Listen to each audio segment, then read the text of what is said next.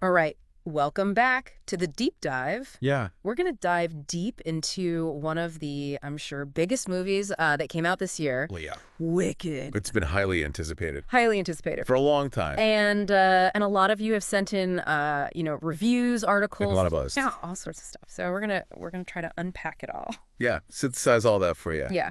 Now, of course, it's a two-parter. Right.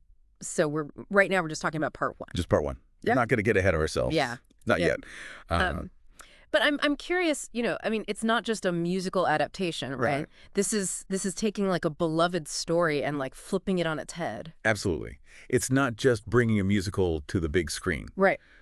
Wicked, the novel by Gregory Maguire. Right. Yeah. And then, of course, the stage production really flipped the script on a classic. Yeah. The Wizard of Oz. I mean, everybody knows that story. Right. But then Wicked came along and gave us Elphaba's perspective. Right. It's not just this cackling villain. Yeah. She's a complex woman with her own motivations. Right. And that's what makes it so interesting. Yeah. I mean, talk about a perspective shift. Absolutely. Right. Like you think you know the story. Right. And then all of a sudden, here's a whole another side to it. Yeah. But I mean, taking something so beloved, from stage to screen, that's like walking a tightrope. Oh, it's a huge challenge. Yeah. You have to capture that magic of the music, the Right. performances. Right. But then you also have to create this whole visual world that works for film. Right. And that's, I think, where the challenge really lies. Yeah. And one thing that jumps out from all these sources, and this is something that I'm really curious to dig into, is how much emphasis is placed on Cynthia Erivo as Elphaba. I mean, everybody's calling her performance a revelation. Right. But I'm curious, what is it about her portrayal that's resonating so strongly with people? Well, from, the reviews that I've seen, I mean, they mention her raw emotion, Mm-hmm. and they talk about how she brings this vulnerability to Elphaba. Yeah. Yeah. Makes her relatable. Yeah. Even though she's going through these extraordinary circumstances. Right. And of course, those vocals. Oh, yeah. I mean, especially Defying Gravity. That's the one. They say it's spine tingling. Yeah. I mean, I'm dying to hear it. Yeah, it's going to be epic. But what about Ariana Grande as Glinda? I mean, big shoes to fill, right? Oh, absolutely. Yeah. I mean, that's an iconic role. But, from what I've gathered, she actually manages to balance Glinda's, the bubbly personality that we all know. Right. But also with some surprising depth. Oh, okay. So, Interesting. yeah, she's not just, Airhead. Yeah. a ditzy blonde. Right. There's more to her. And the other thing, the chemistry between Erivo and Grande Yeah. seems to be electric. Oh, wow. So that relationship, that's really at the heart of the story. Right. Really comes alive on screen. That's good. That's good to hear. Yeah. Okay, so now let's move on to the visuals, right? Yeah. I mean, Oz has to be visually spectacular. Right. But is there a risk of it being too much? That's a good question. I mean, could all the spectacle distract from the story? Right, exactly. Yeah, that's a valid concern. Yeah. And it is something that several critics have pointed out. Okay. John M. Chu, the director, Yeah. he's definitely created a visual feast. I mean, Yeah. she's university. Right. Munchkinland, the costumes, the flying monkeys. Yeah. It's all very lavish, very detailed. Right. But some argue that this visual abundance Yeah. might clash with the film's darker themes. Uh-huh. Interesting. It creates a kind of a tonal dissonance. Okay, I see. Yeah. Where you have this whimsical, fairy tale aesthetic Right. alongside a story that's about moral complexity, Right. prejudice, Right. some pretty heavy stuff. So it's like they're trying to do both, but is it working? Right. And that's the question Yeah. that a lot of the critics are wrestling with, Okay. whether that balance is struck effectively. Okay, interesting. So that tension between the visuals and the story's depth Right. is something to watch out for. Definitely. Speaking of depth, how does the film handle, the themes, like the themes of the musical? Right. Yeah. Alienation, Right. belonging, fighting for what's right, All that good stuff. all that. Yeah. Yeah, the film definitely leans into those themes. Okay. Elphaba's struggle against injustice Yeah. is really highlighted. Mm-hmm. you really understand why she rails against the label of wicked, Yeah. What's fascinating, though, is how her experiences, Yeah. and particularly, with the casting choice, Right. really invite viewers to see her through this lens of marginalization. So they're adding layers Right. They're adding layers. to the story without like directly stating it. Exactly. It's not heavy-handed, Clever. but it's definitely there. Okay. All right. So let's talk about this cliffhanger ending, Oh, yeah. which seems to be a major talking point. Big point of discussion. Why end the film Yeah. mirroring the first act of the Broadway show? It's a risky move, Yeah. for sure. Yeah. On the one hand, Yeah. creates massive anticipation for part two. Yeah. Right? Yeah. Everybody's going to be like, oh, my God, what's going to happen next? Right. You got to wait a whole year. Exactly, right? Yeah. Yeah. But some argue that it undercuts the emotional momentum. Yeah. It's almost like ending a book. Right. Mid-chapter. You're like, Yeah. wait, but I need more. Right. And Yeah. it makes you wonder if splitting the adaptation into two parts was the right choice. Right. Especially when you consider how the stage production like builds to that powerful, that defying gravity moment right before intermission. Right before intermission. I'm curious to see if they can recapture that same feeling Yeah, how do you replicate that? in the second film. On film. Yeah. Yeah. And do they even want to? Right. What way? Are they trying to replicate the stage experience? Yeah. Or create something unique for cinema? Right. And I suppose we'll just have to wait for part two Yeah. to see how it all plays out. Okay, so we got powerhouse performances, a visually stunning but potentially overwhelming Oz, Right.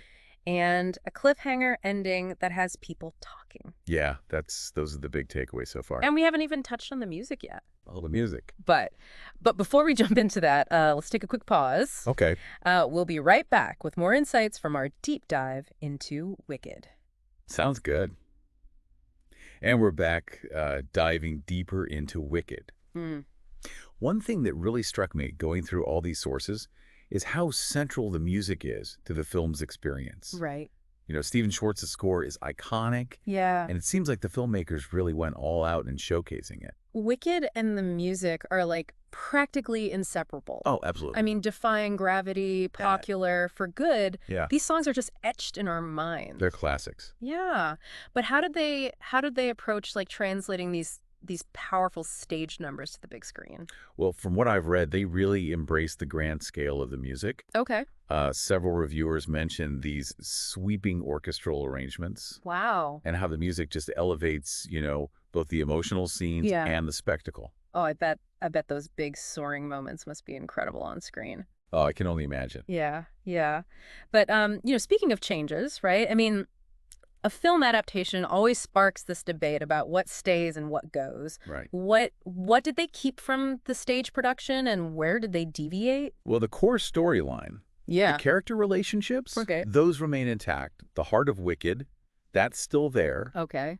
But there are some subtle adjustments, to pacing, dialogue, to make it work better for film. Okay. And then, of course, there's, that ending. So they stayed true to the source material, but yeah, they weren't afraid to. But they didn't shy away from making it their own. Exactly. Finding that balance is tricky. It is. Now, with all the buzz surrounding this adaptation, is it actually living up to the hype? Well, the reviews are largely positive. Okay. Critics are praising the performances, the visual spectacle, the emotional impact. Yeah. But there were some reservations. There's always a but. There's always a but. What are the critics saying? Well, as we mentioned earlier, some find the visuals a bit overwhelming. Right. There's also the issue of those tonal shifts, Yeah. The way the movie kind of jumps between the lighthearted whimsy and those darker, more serious themes. Yeah. It doesn't always feel seamless. Okay. Yeah. So striking that balance between spectacle and substance is a challenge. Always a challenge. Yeah. And of course that cliffhanger ending, right? I mean, that's divisive. Some see it as a bold choice, others a frustrating one. But is it working? Yeah. I mean, are audiences connecting with this adaptation? From what I've gathered, the early reactions from fans are very positive. Okay. People seem to be blown away by Erivo's Elphaba, Uh-huh. captivated by the music and the visuals, and Oh. already buzzing about part two. Oh, I bet. So it seems like, at least initially, it's hitting the mark. It's incredible to think how this story, which began as like a reimagining of a classic, has become this massive cultural phenomenon. It really has taken on a life of its own. Yeah, and this film is adding a whole new layer to its legacy. Absolutely. Mm. Wicked really prompts us to reconsider these ideas of good and evil, Yeah, friendship and acceptance, right, challenging the narratives we've always been told. right. And those are conversations worth having. Well said. Yeah. We've covered the performance, the visuals, the music, the changes, the criticisms. Yeah, we've hit all the major points. So what's the takeaway for our listener? I think the takeaway is that Wicked is more than just a movie. Okay. It's an experience. Okay. It gives us this new perspective on a familiar story. Yeah. It sweeps us away with its performances, the visuals, Right. and it leaves us contemplating these really thought-provoking themes. Even with its imperfections, Right. it sparks conversation and leaves a lasting impression. And that's what great art does. Yeah, that's what great art does. It stays with you. Yeah. Makes you think. And with the second part still to come, Oh yeah, we're not done yet. the story isn't over. Who knows what surprises and twists await us. In Oz, Back in Oz. the anticipation is real. It is. But we've reached the end of our deep dive into Wicked. Or now. Or have we? We'll be back after a short break to wrap it all up and leave you with some final thoughts to ponder. Okay. Don't go anywhere. And we're back, wrapping up our deep dive into Wicked. It's amazing how this story Yeah. just continues to resonate, Mm-hmm. even after all these years and in so many forms. It's true. It's like it's become more than just a retelling of The Wizard of Oz. Right. It's its own thing. Wicked has a life of its own now. Absolutely. It makes us question those easy labels of good and evil. Right. Exactly. And to really think about whose stories Whose stories get told, yeah. Yeah. It's true. We think we know the Wicked Witch of the West, Right. but then Wicked comes along and makes us empathize with her, Well- see the world from her point of view. Exactly. That's powerful storytelling. Yeah. And now this film adaptation is introducing these themes to a whole new audience. A whole new generation Yeah. experiencing it for the first time. Yeah, and doing it through a completely different medium, Yeah. right? I mean, Right. film allows for this visual and auditory experience. Right. Yet stage just can't replicate. You can't quite replicate that on stage. No. No. It'll be interesting to see if part two leans into those cinematic strengths even more. Speaking of part two, Mm. that cliffhanger ending really has people talking. Oh, it's the big debate, isn't it? Yeah, some love it. Yeah. Some hate it. Do you think it works? It's tough to say. Splitting the adaptation this way. It's definitely a bold choice, Yeah. leaving the audience on that precipice, Right. Wanting more, Mhm. it definitely builds anticipation. Right. But it also disrupts the flow in a way that the stage production doesn't. Right. On stage, defying gravity, that's this Yeah. huge climax right before intermission. Right. It'll be a challenge to capture that same energy. Yeah. When part two picks up. Yeah. It's almost like they're trying to translate the feeling of intermission to film, but But it doesn't quite translate. doesn't quite work the same way. No. No. And speaking of translating, some critics felt, the film's visuals, while spectacular, were a bit over the top. A little too much. At times. Yeah. Do you think that's a valid criticism? There's definitely a balance to strike. Yeah. You want to create a visually stunning Oz, Right. but it can't overshadow the story right. and the characters. Yeah. It's interesting because some of the reviews drew parallels to Chu's other work, Yeah. like In the Heights, Right. which was also very visually driven. Yeah, it seems to be So a stylistic choice. it's a deliberate choice, part of his directorial vision. Yeah, that's his style. But it does raise the question, is it serving the story? Or is it spectacle for spectacle's sake? Right, good question. And perhaps that's something for our listener Yeah. to consider as they watch. Something to think about. Now we've touched on the performances, the visuals, the music, the changes, and even the criticisms. We covered a lot of ground. What would you say is the ultimate takeaway from our deep dive into Wicked? I think the biggest takeaway is that Wicked is more than just entertainment. Okay. It's a story that makes you think, Uh-huh. that challenges your assumptions, Yeah. and that ultimately leaves you with more questions than answers. Right. And in a world of easy answers, Yeah. that's a valuable thing. It's true. It sparks debate, it gets people talking, and it stays with you long after the credits roll. It sticks with you. That's the sign of a story. That's really resonating. Absolutely. And with part 2 still to come, Oh, yeah. who knows what other conversations Like, Wicked will spark. I can't wait. Maybe that's the real magic Maybe it is. of this adaptation. The ability to keep us engaged, keep us thinking, keep the conversation going. And ultimately, isn't that what we all crave from a good story? I think so. Well said. That about wraps up our deep dive into Wicked. We hope you've enjoyed this exploration, and remember, keep questioning, keep diving deep, and we'll catch you on our next adventure into the world of fascinating topics.